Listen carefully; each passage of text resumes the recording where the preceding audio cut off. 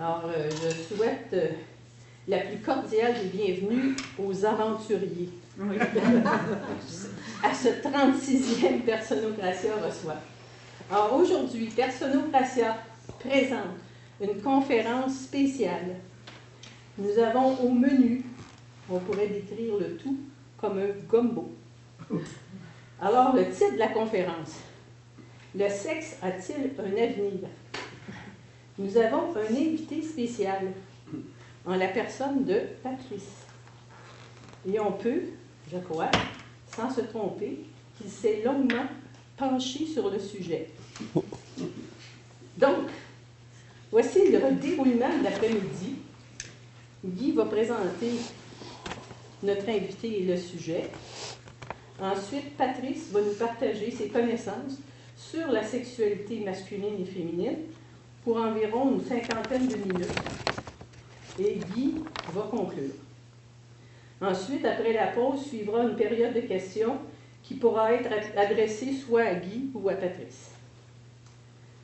Donc, sans plus attendre, celle qui a été l'inspectrice du livre de Patrice qu'il portait, accueillons l'entremetteuse de la diécété.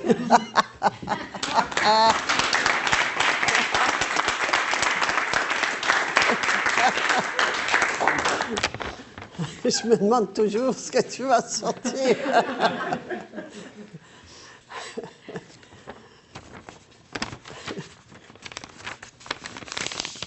Bonjour. Bonjour, bonjour. Comme par hasard, j'ai reçu un email hier qui annonçait la chose suivante. Un Britannique a récemment sorti un livre composé uniquement de pages blanches. Ce livre est devenu un véritable best-seller. En quelques semaines, il est devenu un best-seller, donc en quelques semaines, une chose incompréhensible de l'aveu même de l'auteur, Sheridan Simov, qui a dit lorsqu'il a été interviewé, quand le livre a été publié, j'étais loin d'imaginer, même dans mes rêves les plus fous, que je dépasserais les ventes de Harry Potter. Qu'est-ce qui fait que ce livre est devenu un best-seller alors qu'il n'y a rien d'écrit dedans?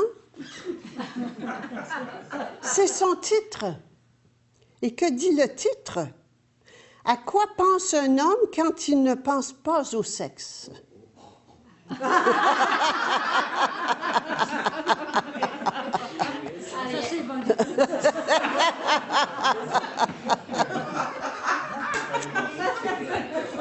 y a combien de pages?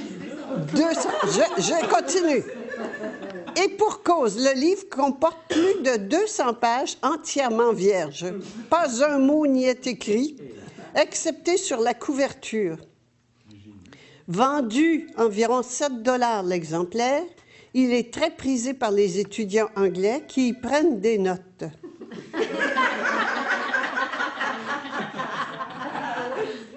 L'auteur nous confie: après des années de dur labeur, j'ai finalement réalisé que les hommes ne pensaient à rien d'autre que le sexe, a-t-il expliqué. J'ai été choqué par mes conclusions et j'ai réalisé que le monde avait besoin de ces informations. Voilà. C'est rentré hier sur mon site, dans mon email, dans mon courriel. Ça semble être un sujet anodin, futile, sans importance, et pourtant, ça mène le monde. Vous allez dire, non, non, non, c'est l'argent qui mène le monde. Comment l'argent peut-il mener le monde, est la question. Qu'est-ce qui permet à l'argent de mener le monde? C'est le sexe. Pas de sexe, pas d'argent, pas de contrôle mondial. Alors, ça n'est pas du tout anodin. C'est le plus gros sujet de la planète. Et vous allez dire, ben, écoutez, de toute façon, comme je me souviens une fois, j'assistais à un congrès et un des médecins me dit, ah, la prostitution, de toute façon, c'est le plus vieux métier du monde. Ça a toujours été et ce sera toujours. Et je lui ai dit, oui, ça a toujours été, mais ça ne sera pas toujours. Je savais, au fond de moi, que ça ne durerait pas. Pourquoi? Parce que c'est faux. C'est faux. Ça repose sur quoi? Et allons voir comment ça a commencé. C'est cela qui est intéressant. Tant que je ne vais pas à la cause d'un problème, d'une situation, je ne peux pas la changer. Alors, on essaie toujours de changer la surface. Mais ce n'est pas la surface qu'il faut changer, c'est la cause en profondeur, et là, la surface change. Alors, la façon dont ça se passe, c'est la suivante. On revient à l'animalité, hein, parce que ça ne vole pas haut. Quand je dis ça ne vole pas haut, il n'y a rien de péjoratif. C'est que c'est les besoins les plus archaïques de l'être humain, de l'animal, donc de l'animalité humaine. Ce sont les besoins les plus archaïques, qui est le besoin de reproduction, on le voit ici, le besoin de reproduction pour la survie de l'espèce. Alors, qu'est-ce que l'animal fait? Qui monte les femelles chez les animaux? Bien, c'est le plus fort. Le plus fort monte les femelles et il monte toutes les femelles. Pas une, toutes les femelles. Pourquoi? Pour que les rejetons soient forts et vigoureux, pour assurer la survie de l'espèce. Alors, nous voilà donc un jour, et Goliath s'est mis à penser, ça fait un être humain, mais un être humain qui garde ses mémoires animales. Ces mémoires animales, qu'un mâle, ça monte toutes les femelles, et qu'une femelle, ça fait des bébés. J'ai demandé aujourd'hui à Patrice de bien vouloir nous parler de son livre. Patrice a eu un courage énorme d'écrire un livre pour nous dire ce que les hommes pensent, vivent face à la sexualité. Quand on entend des conversations d'hommes, qu'on les surprend parce qu'ils savent qu'on n'est pas là, ils pensent qu'on n'est pas là, les bras nous tombent, les femmes. On n'a aucune idée de ce que c'est que la sexualité des hommes. Et si les hommes entendent des conversations de femmes, les bras vont leur tomber aussi, parce qu'ils pensent qu'ils sont des bons baiseurs, puis qu'ils satisfont leurs femmes et tout. Les femmes, ils s'en fichent éperdument. Alors, c'est pas ça qui compte pour elles, c'est qu'ils travaillent, qu'ils amènent l'argent à la maison pour faire vivre la famille et les rejetons. C'est tout. C'est donc un contrat où la femme fournit le sexe et l'homme fournit l'argent, comme au bordel. Mais ça se passe à la maison. À la maison, c'est bien. Au bordel, ça semble que ce soit moins bien. Encore là, on a des petits préjugés. C'est exactement la même chose. C'est une prostitution mutuelle qui dure depuis des milliers d'années, qui n'est pas dite. Alors, je suis très reconnaissante envers Patrice d'avoir osé écrire ce livre, d'avoir osé se dévoiler et dévoiler la sexualité mâle pour que les hommes au moins mettent des mots sur ce qu'ils vivent et que les femmes arrêtent de rêver à Cendrillon, au Prince Charmant et à toutes ces histoires illusoires qui sont très loin de la réalité. Alors, je m'arrête ici. Je cède la place à Patrice.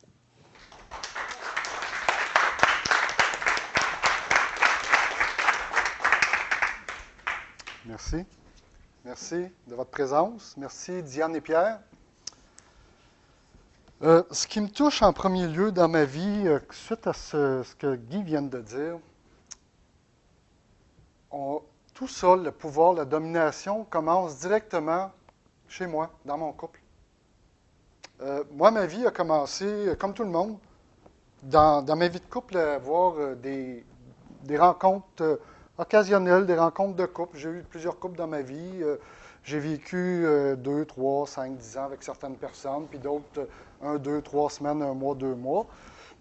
Et ce que je me suis rendu compte, c'est que j'étais un singe, premièrement dans mon couple, qui voulait la domination. Ce qui s'est passé principalement pour moi, ça a été le fait que, après tant d'années à vivre avec une personne, une fille, et que cette personne-là parte avec un autre mec, ça a été le fer de lance de ma découverte, de ce que je vivais, de ce que j'étais en tant qu'être humain, poussé par la sexualité animale. La rupture que j'ai vécue avec la première personne qui m'a fait prendre conscience, ça a été, le plongeon vers le néant de moi-même. Ça a été tellement puissant de me retrouver face à moi-même parce que du fait que je n'acceptais pas d'être le second violon, que ma femme, à l'époque, ait un amant. Quand j'ai appris ça, tout mon monde s'est écroulé. Je ne croyais pas que ça pouvait m'arriver. Et pourquoi j'ai réagi comme ça? C'est parce que ma biologie animale fait en sorte que je souhaite être le dominant de mon couple. Je suis le dominant de mon couple parce que je suis un homme, j'ai appris ça. Et je continue de le manifester régulièrement, tant et aussi longtemps que je n'en suis pas conscient, que tout ça est mené par mon animalité inconsciente. J'ai été bouleversé du fait que cette idée-là d'être le dominant ne pouvait n'appartenir qu'à moi parce que j'étais celui qui contrôlait le couple. Le couple, quand il est formé, c'est l'homme souvent qui va faire la démarche pour aller vers la femme. La femme, elle n'a pas à faire de démarche nécessairement. Elle a à être. Et moi, j'ai une démarche à faire qui est importante, c'est-à-dire, pour me convaincre que je suis vraiment le dominant, je dois aller chasser, séduire et posséder la personne en question. Cette notion de possession-là, elle est animale parce que c'est un territoire que je défends. La femme m'appartient. Elle devient mon accessoire parce que je suis le mâle et en tant que mâle, comme les animaux, je suis le mâle dominant. Mais là, comme ça se fait à petite échelle dans un couple, rajouter des femelles puis je vais être le mâle dominant pareil. C'est un troupeau, c'est un mini-troupeau, en fait, le couple. La rupture du couple, moi, je suis parti avec l'idée que j'ai tellement travaillé fort pour aller chercher ma blonde à l'époque. J'ai tout mis mon énergie. Puis à cette époque-là, la fille avec qui j'étais était comme en semi-relation avec son ex. Alors moi, je me suis dit, je suis le plus fort, c'est moi qui vais l'avoir, puis lui, il va disparaître. Déjà là, en formant mon couple, j'ai commencé à me battre contre une menace extérieure qui était l'ex de ma blonde. Parce que l'ex de ma blonde était dans le décor, puis elle ne savait pas trop si elle devait ou pas venir avec moi ou partir avec lui. Dès le départ, moi, je me suis battu. J'ai tout fait pour être le seul qui serait dans le couple, qui formerait le couple avec elle. Donc, il était normal qu'avec le temps, au bout de tant d'années, ma séparation se fasse de la même façon que j'ai formé le couple. Je me suis battu à mort pour être celui qui serait avec elle. Et quand est arrivé son amant, je me suis battu à mort pour ne pas perdre ma place encore. Donc, tout le temps que j'ai été en couple, je me suis battu à mort pour être celui qui doit être le dominant du couple.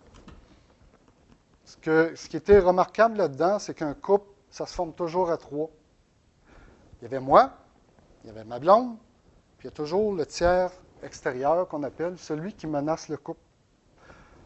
Si le couple est formé, gars-filles, 2 filles, 2 gars, il y a toujours une menace extérieure qui peut ébranler ce couple-là. Si le couple est ébranlé, c'est parce que moi ou ma blonde risquons de partir avec un tiers, une personne qui nous sollicite. Et donc, ce qu'on va faire pour renforcer le couple, c'est qu'on va se mettre à baiser encore plus. Moi, je vais baiser tous les jours, 2 fois par jour s'il faut, pour m'assurer qu'il n'y en aura pas d'autres qui vont partir avec elle. De toute façon, si moi je suis soulagé sexuellement, c'est évident que madame, en tout cas en impression, c'est ce que je projette, c'est évident que madame ne partira pas aller voir quelqu'un d'autre puisqu'on vient de baiser 2 fois par jour. Moi, c'était la conception que j'avais. Plus je vais baiser, moins il y a de chances qu'elle va partir avec quelqu'un parce qu'elle va être satisfaite avec moi et moi être satisfaite avec elle. Donc, le fait de baiser régulièrement, ça renforce le couple, ça élague en fait toute forme de menace extérieure. Si je sens la menace, là, la façon de m'approprier de ma blonde, c'est de baiser, baiser, baiser. Ça a 2 facteurs, ça, baiser. C'est que la première, au niveau physique, c'est que l'éjaculation, inconsciemment, ferait en sorte que je débarrasse toute possibilité de d'autres spermes qu'il y aurait eu de gars auparavant. Si ma blonde est allée coucher avec quelqu'un d'autre, mais que je ne sais pas, le fait de baiser ferait en sorte que mes spermes à moi seraient plus forts que les siens. Ça, c'est le concept animal, que le dernier qui baise sera toujours le plus fort dans les spermes. Donc, il va éliminer ceux qui étaient auparavant. La deuxième chose, baiser régulièrement permet de posséder l'autre. Parce que il n'y a pas de raison que je baise régulièrement. Pour un homme, là, baiser, c'est simplement de la possession. Il n'y a rien d'autre que ça. Quand je suis satisfait de la possession, là, d'ordinaire, je commence à baiser moins. Je suis rassuré. Les besoins d'étendre mon territoire se font moins en moins parce que j'ai déjà mon territoire, il est assuré. Là, je commence à me reposer. Je n'ai plus besoin de baiser aussi souvent et de m'assurer que ma blonde ne partirait pas avec quelqu'un d'autre. Mais à ce moment-là, quand je commence à baiser moins souvent, ce qui est étonnant, c'est que la femme a souvent l'impression que je l'aime moins. Parce qu'elle était tellement habituée à se faire posséder. Il faut dire que possession, là, ça se fait à 2. Si je possède, c'est parce que quelqu'un accepte d'être possédé. Autrement, il n'y a pas de possession. Quand je baise avec une prostituée, là, je paye, mais ce n'est pas parce que je baise avec que je la possède. Je fais un échange, puis dans l'échange, une fois que c'est terminé, elle va baiser avec 100 autres bonhommes, puis ça ne me dérangera pas. Mais avec ma blonde, c'est différent. Parce que ça devient un milieu certain, une assurance baise que je ne veux pas perdre. Et ce que je me suis rendu compte là-dedans, c'est pourquoi j'ai eu beaucoup de couples dans ma vie, puis pourquoi j'ai choisi cette personne-là pour avoir des enfants.